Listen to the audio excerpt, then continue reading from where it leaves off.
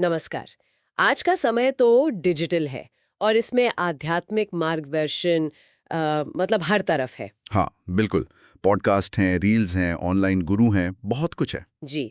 पर इतनी सारी आवाज़ों में ये कैसे पता चले कि कौन सा रास्ता सही है और कौन सा भटकारा है? यही सवाल है। तो आज हम भगवद गीता की मदद लेंगे। हाँ, गीता की जो कालातीत बुद्धि है, उससे इस डिजिटल मायाजाल को समझने की कोशिश करेंगे। बिल्कुल। हमारे पास गीता के कुछ खास श्लोक और सिद्धांत हैं।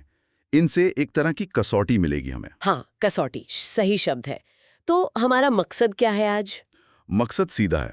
सुनने वालों को गीता से मिला एक नजरिया देना, जिससे वो ऑनलाइन आध्यात्मिक सामग्री को मतलब परख सकें, विवेक का इस्तेमाल कर सकें। बहुत बढ़िया। तो कहाँ से शुरू करें? शुरुआत करते हैं अध्याय 18 श्लोक 63 से। बहुत महत्वपूर्ण श्लोक है। अच्छा, क्या कहते हैं कृष्ण उसमें? कृष्ण अर्जुन से कहते हैं, विमृश्य तदशेषेण यथेच्छसि तथा कुरु। विमृश्यै तदशेषेण यथेच्छसि तथा कुरु। इसका मतलब इस पर पूरी तरह से विचार विमर्श करो, सोचो समझो और फिर जैसा तुम चाहो वैसा करो। अरे वाह! ये तो कमाल है।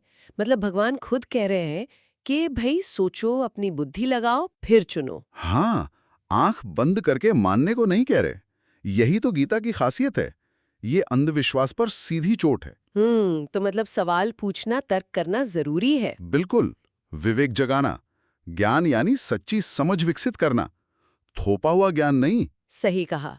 अच्छा, गीता में 5 मूल तत्वों की भी बात आती है ना? जी हाँ, जीव, परमात्मा, प्रकृति, ज्ञान और काल। जीव यानी हम सब आत्माएं, परमात्मा ईश्वर का अंश, प्रकृति ये दुनिया, ज्ञान मतलब समझ, और काल यानी समय। हाँ, मोटे तौर पर यही है। पर ये सिद्धांत आज के रील्स और वीडियोस को परखने में कैसे मदद करेंगे? वो तो बड़ी तेज होती हैं। मदद ऐसे करेंगे कि हम देख पाएंगे कि जो बात कही जा रही है वो किस स्तर की है। क्या वो सिर्फ प्रकृति मतलब बाहरी दुनिया, शरीर या भौतिक चीजों की बात है, अच्छा। या वो जीव और परमात्मा के गहरे संबंध मतलब सनातन सत्य की बात कर रही है। क्या वो बस वक्ती चीजों पर, काल के प्रभाव पर टिकी है, या असली ज्ञान दे रही है।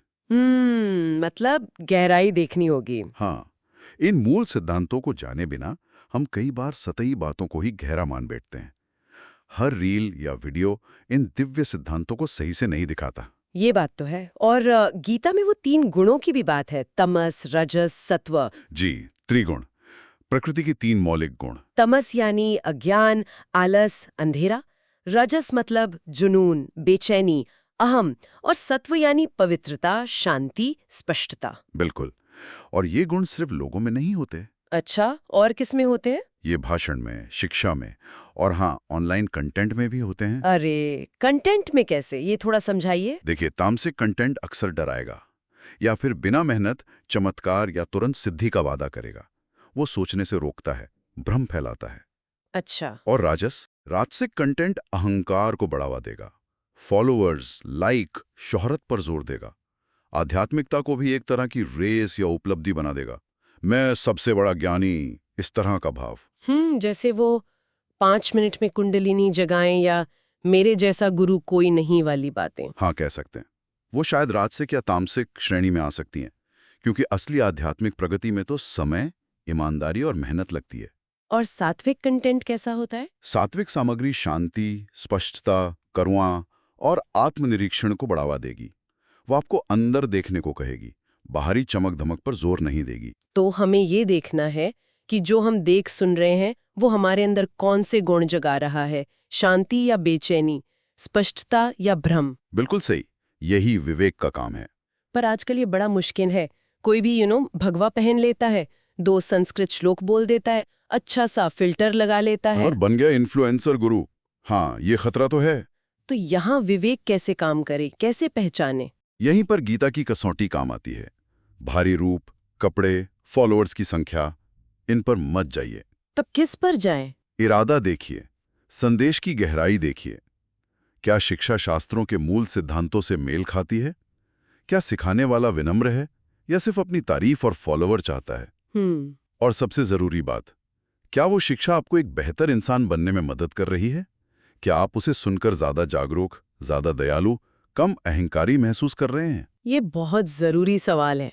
कृष्ण के शब्द याद रखने चाहिए, सोचो, विचार करो, फिर चुनो। बिल्कुल। तो मान लीजिए कोई आध्यात्मिक वीडियो देख रहा है या कोई लेख पढ़ रहा है, तो उसे अपने आप से क्या पूछना चाहिए? कुछ सीधे सवाल पूछने चाहिए। जैसे, क्या ये बात किसी शाश्वत सत्य पर आधारित है या बस आजकल के किसी ट्रेंड पर?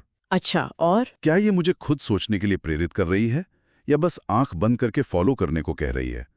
क्या इसे सुनकर मेरे मन में शांति आ रही है, स्पष्टता बढ़ रही है या बेचैनी और अहंकार? और सबसे अहम सवाल शायद ये, सबसे अहम, क्या ये मुझे बेहतर इंसान बनने में, अपने अंदर बदलाव लाने में मदद कर रही है?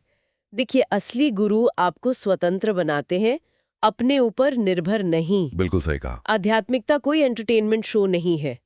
ये तो अपने आप को बदलने की, ट्रांसफॉर्मेशन की यात्रा है। हाँ, लगता है रील्स पर जल्दी जल्दी स्क्रॉल करने के बजाय थोड़ा रुक कर अपने भीतर झांकने की ज्यादा जरूरत है आज। बिल्कुल। महाभारत याद है, अर्जुन ने कृष्ण से 100 से ज्यादा सवाल पूछे थे। ज्ञान ऐसे ही मिलता है। हाँ, वो गीता का श्लोक भी है ना? जी, 4.34 तद विद्धि प्रणिपातेन परिप्रश्नेन सेवया। विनम्रता से, प्रश्न पूछकर और सेवा भाव से ही सच्चा ज्ञान मिलता है, अंधभक्ति से नहीं। तो निष्कर्ष ये है कि अगली बार जब हम स्क्रॉल करें और कोई ईश्वर, सत्य या ज्ञान पर बड़ी बड़ी बातें करता दिखे, तो रुकें, जरा सोचें, विचार करें, फिर तय करें। हाँ, क्योंकि आध्यात्मिकता वो नहीं है जो कोई हमें बताता है। बीती वो है जो हमारे भीतर जागती है, जो हम खुद अनुभव करते हैं। बिल्कुल। और जाते जाते एक सवाल सबके लिए छोड़ जाते हैं सोचने को। जी। कहीं ऐसा तो नहीं कि हम बाहरी मार्गदर्शन पर इतने निर्भर हो गए हैं कि अपने अंदर के गुरु की, अपनी आत्मा की आवाज सुनना ही भूल गए?